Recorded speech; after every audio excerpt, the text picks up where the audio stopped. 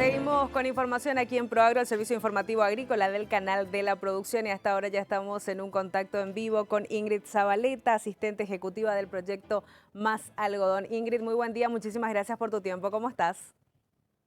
Muy buenos días, muy contenta de participar en este espacio y compartir las experiencias del proyecto Más Algodón para la región y para Paraguay. Ingrid, sigue este diálogo y bueno, hace poco nos enteramos, tenían un encuentro, este diálogo para impulsar en conjunto en nuestra región la cadena algodonera textil en lo que es América Latina, ¿no? Contanos un poco respecto a esa experiencia.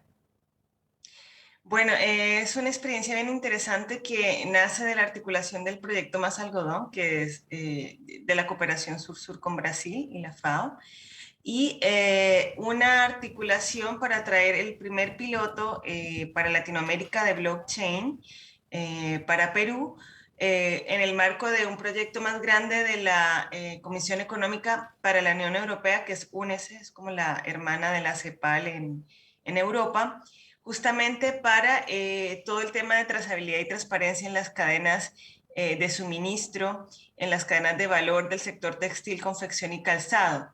Creemos que era muy importante que en la región hubiera una experiencia de este tipo y de acercar estas tecnologías de blockchain, porque ese es uno de los fuertes del proyecto, desarrollar a lo largo del mundo alrededor de 9 pilotos con tecnologías blockchain que probaran que sí es posible trazar de punta a punta estas cadenas. Y por el otro lado, desarrollar también recomendaciones a nivel normativo, dado que todos estos cambios que se están dando a nivel internacional en relación al Green Deal, que tiene mucha fuerza en Europa, y se quiere regular lo que es realmente sostenible y lo que tenga criterios de sostenibilidad.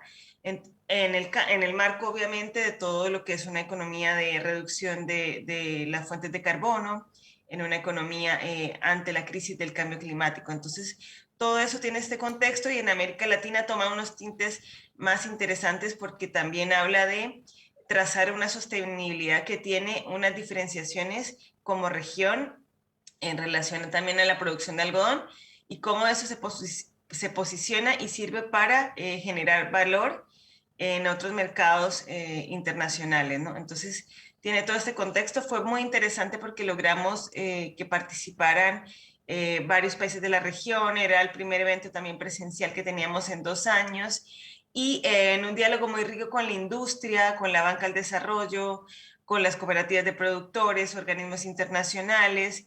Entonces era un poquito de repensar cómo trabajamos más esta agenda en la región, cómo garantizamos mayor sostenibilidad y que la trazabilidad y la transparencia sean realmente accesibles, ¿no? Y esto incluye la región, la agricultura familiar, que es gran responsable de la producción de algodón en América Latina y el Caribe.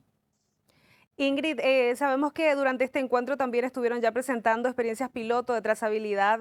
Tenemos entendido que fue en Perú. Contanos un poco respecto a esto. Y bueno, no sé si mediante el diálogo, el trabajo mismo, ya pudieron identificar si la experiencia es replicable en otros países, entre ellos el nuestro, ¿no? Paraguay.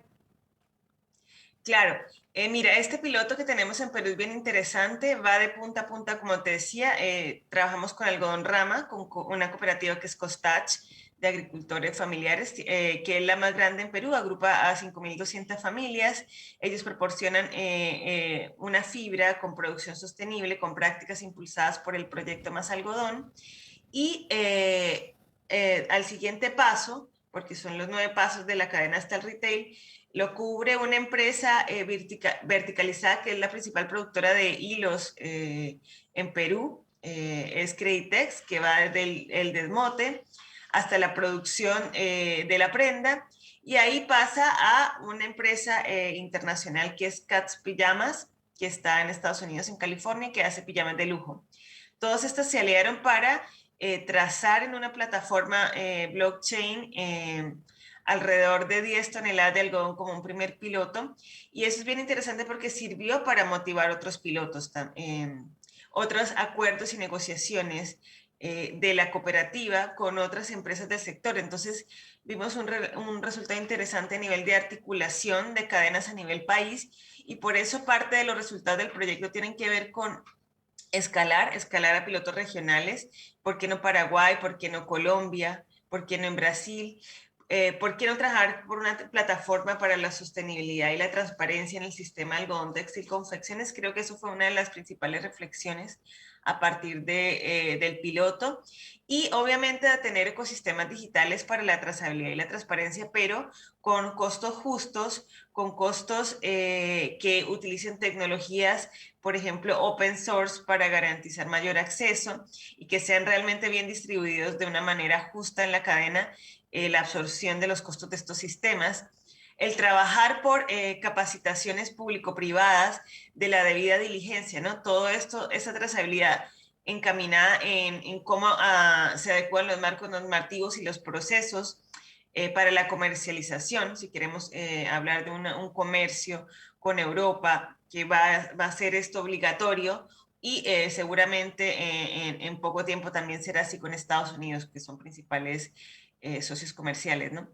Y obviamente en el eslabón productivo es muy importante el trabajo y en las capacitaciones con herramientas digitales para técnicos y agricultores, ¿no? Aquí hay un ejercicio muy importante de digitalización de cadenas y digitalización inclusiva. Y no vamos a digitalizar las cadenas de valor del algodón, ni del ya como hablar del sistema algodón textil confecciones, si no tenemos claro y si nos facilitamos esa inclusión digital y esa alfabetización de agricultores, de técnicos y facilitar esto, tecnologías, cobertura e infraestructura a nivel de conectividad, ¿no? Y finalmente todo un trabajo con la sociedad civil, también es súper importante, obviamente la punta del consumidor que es el que genera esta demanda hacia atrás, ¿no? Yo creo que como tú decías en Paraguay, están todas las oportunidades para que también se dé esto. Hay que aprovechar también todas estas iniciativas de trazabilidad y transparencia para mercados nicho. Y en Paraguay, por ejemplo, tienen ya una facilidad con la ley 348108 de fomento y control de la producción orgánica. Aquí hablamos de un mercado orgánico que es nicho, que está creciendo.